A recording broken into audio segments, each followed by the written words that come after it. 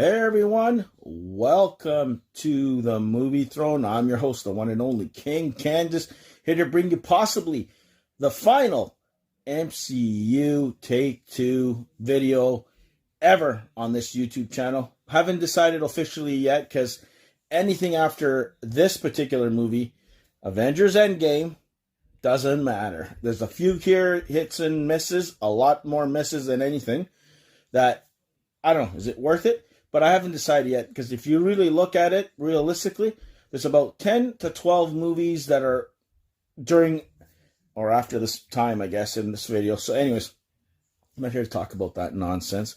I'm here to talk about one of the Marvel's or MCU's best film, or people consider best film of all time, Avengers Endgame. This is where the whole Infinity Saga comes to a conclusion. From the very first Iron Man all the way up to now, even with Captain Marvel, we just watched a few seconds ago, literally this morning. And yeah, I wanted to see how this concluded. And we all knew this was like a year in the waiting. After watching Infinity War, we watched Thanos snag all the gems, snapped his fingers, Thor missed him, he disappears, and the world slowly mourns the loss of half its population. That's superheroes, humans, and all gone with the snap of Thanos, the Mad Titan's fingers. He accomplished his goals. A lot of people died during the first one. This film is the follow-up. So this is where the heroes are going to regroup, hopefully, and kick some ass, right? And of course, everybody's in it. Now we even have Captain Marvel as a part of this now. But I'm telling you, for the most part, pretty good. It came out in 2019. I didn't write any info on it because if you guys haven't seen it by now, you're in trouble. Anyways, so where does this one pick up? It picks up in the War Room, where Captain America and all those guys have kind of moved on. He's doing AA meetings. Black Widow's doing her secret missions with Captain Marvel and a whole bunch of other superheroes across the planet. They're trying to do their part to keep it safe still, even though the world is upside down according to them. That's what they're doing. In this one, you got Black Widow's tracking down Hawkeye, who's become Ronin. He's mourned the death of his family, so he's going out killing people, and she ends up confronting him and brings him back to the good side. Let's just say that. And of course, Ant-Man's still trapped in the quantum realm. They're trying to figure out how the hell can they do, reverse this, basically. What they do is they get together. Iron Man ends up getting rescued by Captain Marvel, brought back to the Avengers base. Cap and Iron Man have that reunification, or reunite after how many years of not talking to each other because of what happened down in Civil War. And they got a little blowout there. They decide, you know what, F this shit. We're going to find a way to go up in space and stop Thanos.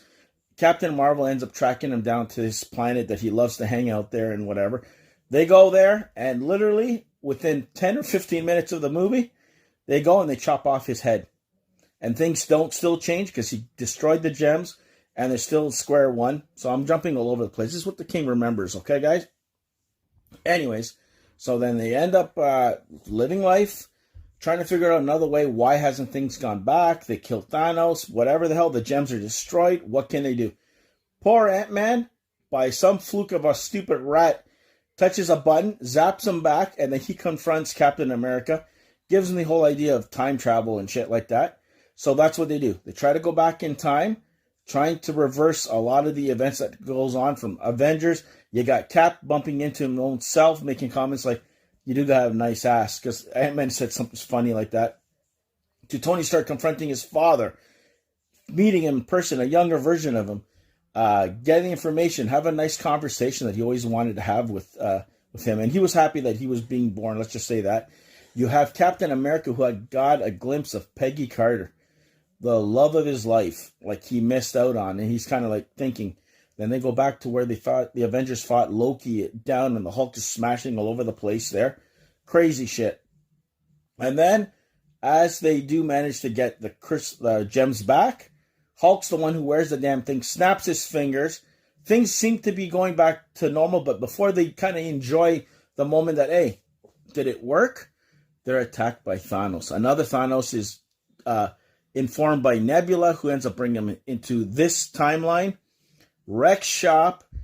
Heroes barely survive, and then you have those monumental moments that, because Hulk snapped his fingers, and he was told by Iron Man to do certain things, to leave us certain things alone, and then hopefully bring back the heroes.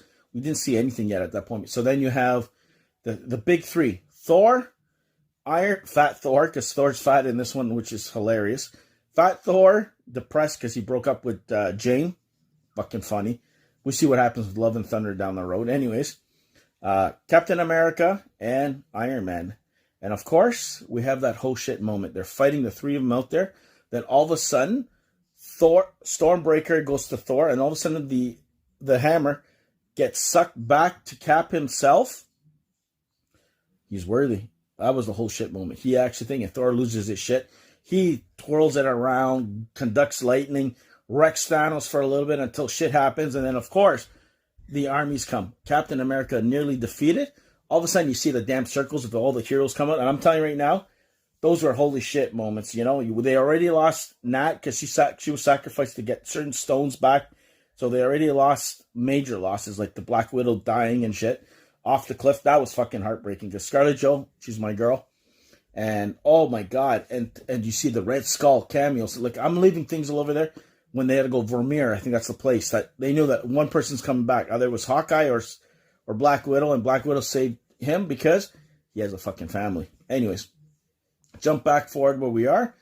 They confront him, whatever, and then all of a sudden he calls his armies, and then the heroes come through one by one. Spider-Man and all that shit. Oh fuck, man, the crowds! I remember erupted in the theater. I fucking almost yelled myself over here too. So you see the two, you got the heroes and shit, and he finally says that world famous line, Avengers, assemble, and then they fucking go all out. Battles all over the fucking place. Spider-Man, the Guardians, Iron Man, Doctor Strange, all this shit.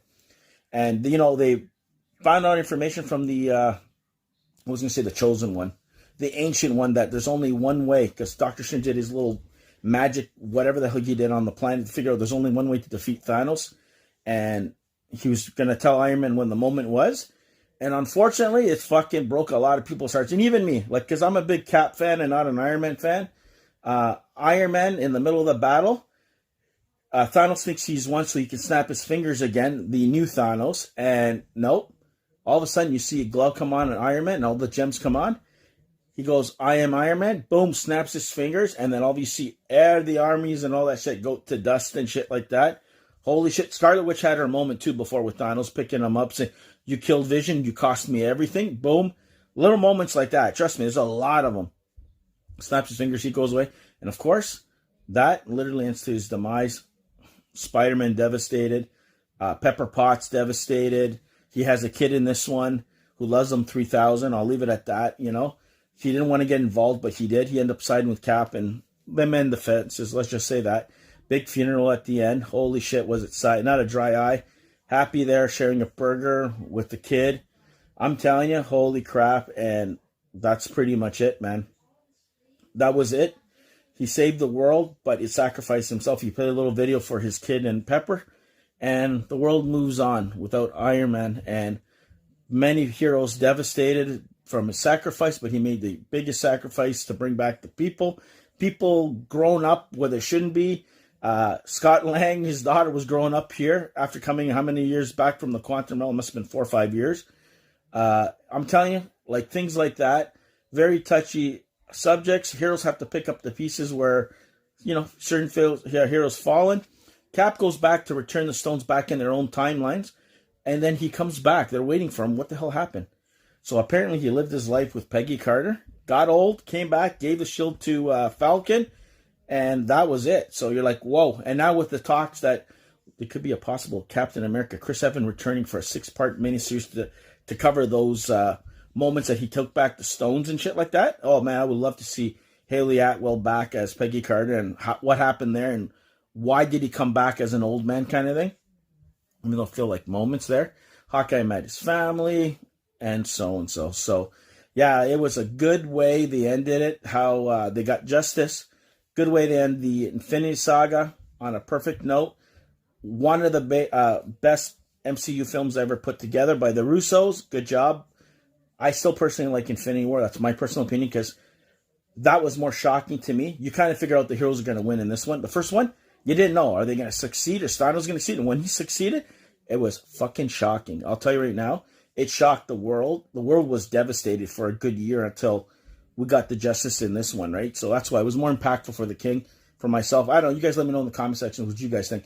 Infinity War or Endgame, which is better for you? But I prefer Infinity War. So if I had to say top 5 MCU films according to the king, for sure, Infinity War, Endgame, Winter Soldier, the Captain America Civil War, and of course Thor Ragnarok. I have to put that at number 5, and then you can put whatever ones, Guardians and all that stuff after that, but holy shit, those are my favorites. So there you go, guys. That's my official Take 2 MCU movie review on Avengers Endgame, ending the Infinity Saga. I hope you guys liked it. Like, share, and subscribe. Check out my other reviews, and possibly, I don't know, maybe after the podcast drops after a couple of weeks, I might tackle the rest of the MCU films and do some more Take 2s if I decide not to put that in the podcast itself. We'll see. I think, I might do it just because and leave other stuff on the podcast. Don't forget to tune in this Friday. Good stuff coming your way.